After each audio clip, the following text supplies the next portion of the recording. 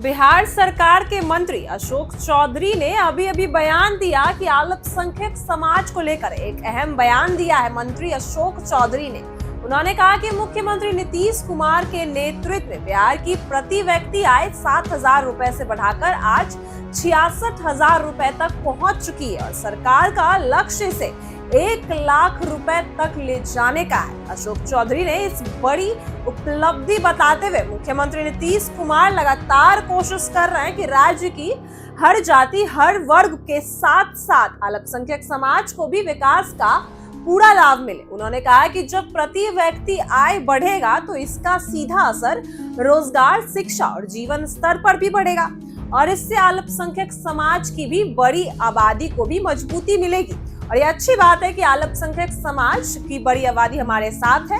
वहीं मंत्री अशोक चौधरी ने कहा कि नीतीश कुमार की नीतियों से अल्पसंख्यक समाज को न सिर्फ आर्थिक विकास का सहयोग मिल रहा है बल्कि उन्हें राजनीतिक विकास का भी अवसर प्राप्त किया जाएगा।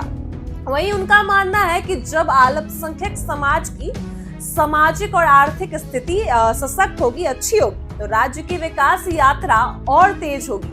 उन्होंने यह भी जोड़ा कि सरकार का उद्देश्य केवल आंकड़े बढ़ाना नहीं है बल्कि हर नागरिक तक विकास का लाभ पहुंचाना है ताकि कोई भी वर्ग पीछे ना रह जाए। एक बार सुनिए क्या कुछ कह रहे हैं मंत्री अशोक चौधरी।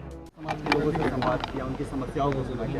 ये अच्छी बात है ना कि एक बड़ी आबादी हमारे यहाँ अल्पसंख्यक समाज की है और अगर मुख्यमंत्री जी ने 7,000 प्रति व्यक्ति आय से इसको 66,000 प्रति व्यक्ति आय किए हैं और इसको 1 लाख प्रति व्यक्ति आय करने का मनसा रखते हैं 5 साल के लिए, तो जो बड़ी आबादी अल्पसंख्यकों की है उनके भी राजनीतिक, सामाजिक और आर्थिक विकास की ज़रूरत है। और आज मदरसा का 100 साल हुआ है। जो मदरसा अल्पसंख्यक समाज में शिक्षा की रोशनी जगाता है, तो निश्चित रूप से उनके माध्यम से जो लोग लंबे समय तक हाशिए पर हैं, मुख्य धारा से नहीं जुड़ पाए हैं, उनको मुख्य धारा में जोड़ना, उनके लिए भविष्य का निर्माण करना।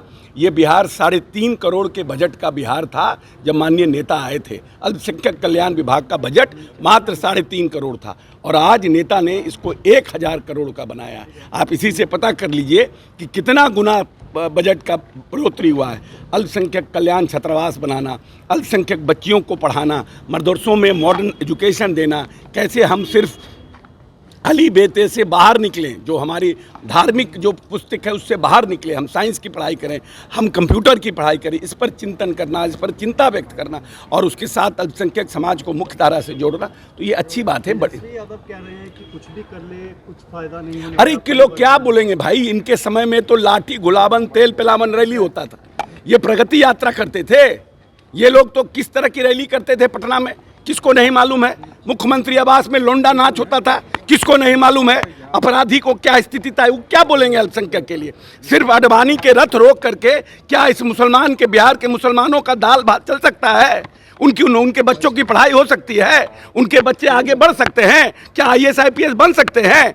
अडवाणी जी का आपने रथ रोका, आपने पूरी तरह से उस समय के जो सांप्रदायिक सौहार्द था उसके हिसाब से आपने काम किया, लेकिन उसी के नाम पर आप कितना दिन तक मुसलमानों का वोट लीजिएगा और कहिएगा नेता मेरे बच्चों को पढ़ाने का काम कर रहे हैं। पार्लियामेंट में एक बिल आया सर, पार्लियामेंट में एक बिल आया और नहीं देखिए, अंदर में जो लोग हैं वो लोग, कुछ लोग जो 1,647 मदरसे हैं उनके सरकारीकरण की बात कर रहे हैं, तो उसका एक प्रोसेस है भाई। ऐसा तो है नहीं ना कि मुख्यमंत्री किसी भी काम में आएंगे, सबको प्रोसेस है और चरणबद्ध तरीके से उसको किया जाएगा।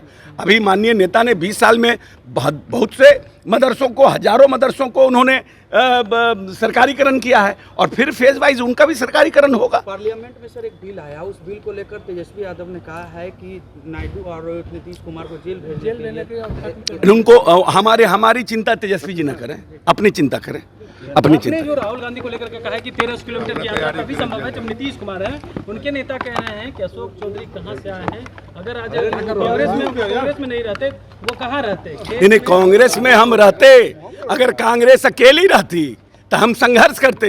लालू प्रसाद यादव का झोला ढोने के लिए अशोक चौधरी नहीं था। समाज के लोगों से संवाद किया, उनकी समस्याओं को सुना। ये अच्छी बात है ना कि एक बड़ी आबादी हमारे यहाँ अल्पसंख्यक समाज की है और अगर मुख्यमंत्री जी ने 7,000 प्रति व्यक्ति आय से इसको 66,000 प्रति व्यक्ति आय किए हैं और इसको 1 लाख प्रति व्यक्ति आय करने का मनसा रखते हैं 5 साल के लिए, तो जो बड़ी आबादी अल्पसंख्यकों की है उनके भी राजनीतिक, सामाजिक और आर्थिक विकास की ज़रूरत है। और आज मदरसा का 100 साल हुआ है। जो मदरसा अल्पसंख्यक समाज में शिक्षा की रोशनी जगाता है, तो निश्चित रूप से उनके माध्यम से जो लोग लंबे समय तक हाशिए पर हैं, मुख्य धारा से नहीं जुड़ पाए हैं, उनको मुख्य धारा में जोड़ना, उनके लिए भविष्य का निर्माण करना। ये बिहार 3.5 करोड़ के बजट का बिहार था जब माननीय नेता आए थे। अल्पसंख्यक कल्याण विभाग का बजट मात्र 3.5 करोड़ था और आज नेता ने इसको 1000 करोड़ का बनाया है। आप इसी से पता कर लीजिए कि कितना गुना बजट का बढ़ोतरी हुआ है। अल्पसंख्यक कल्याण छात्रावास बनाना, अल्पसंख्यक बच्चियों को पढ़ाना, मदरसों में मॉडर्न एजुकेशन देना, कैसे हम सिर्फ अली बेते से बाहर निकलें, जो हमारी धार्मिक जो पुस्तक है उससे बाहर निकले, हम साइंस की पढ़ाई करें, हम कंप्यूटर की पढ़ाई करें, इस पर चिंतन करना, इस पर चिंता व्यक्त करना और उसके साथ अल्पसंख्यक समाज को मुख्य धारा से जोड़ना, तो ये अच्छी बात है। बड़ी यादव कह रहे हैं कि कुछ भी कर ले कुछ फायदा नहीं होने। अरे किलो क्या बोलेंगे भाई, इनके समय में तो लाठी गुलाबन तेल पिलावन रैली होता था, ये प्रगति यात्रा करते थे। ये लोग तो किस तरह की रैली करते थे पटना में, किसको नहीं मालूम है। मुख्यमंत्री आवास में लोंडा नाच होता था, किसको नहीं मालूम है। अपराधी को क्या स्थिति था, वो क्या बोलेंगे अल्पसंख्यक के लिए। सिर्फ अडवाणी के रथ रोक करके क्या इस मुसलमान के, बिहार के मुसलमानों का दाल भात चल सकता है? उनके बच्चों की पढ़ाई हो सकती है? उनके बच्चे आगे बढ़ सकते हैं? क्या IAS IPS बन सकते हैं?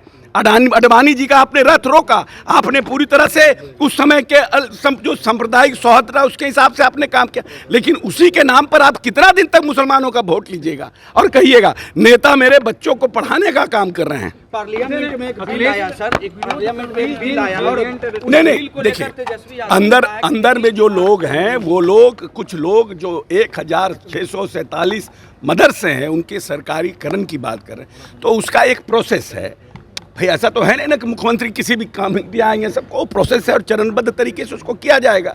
अभी माननीय नेता ने 20 साल में बहुत से मदरसों को, हजारों मदरसों को उन्होंने सरकारीकरण किया है और फिर फेज वाइज उनका भी सरकारीकरण होगा। पार्लियामेंट में सर एक बिल आया, उस बिल को लेकर तेजस्वी यादव ने कहा है कि नायडू और नीतीश कुमार को जेल भेजने के उनको हमारी चिंता तेजस्वी जी न करें, अपनी चिंता करें, अपनी चिंता। जो राहुल गांधी को लेकर के कहा है कि 13 किलोमीटर की यात्रा तभी संभव है जब नीतीश कुमार है। उनके नेता कह रहे हैं कि अशोक चौधरी कहां से आए हैं, अगर आज कांग्रेस में नहीं रहते वो कहां रहते? नहीं, कांग्रेस में हम रहते, अगर कांग्रेस अकेली रहती तो हम संघर्ष करते।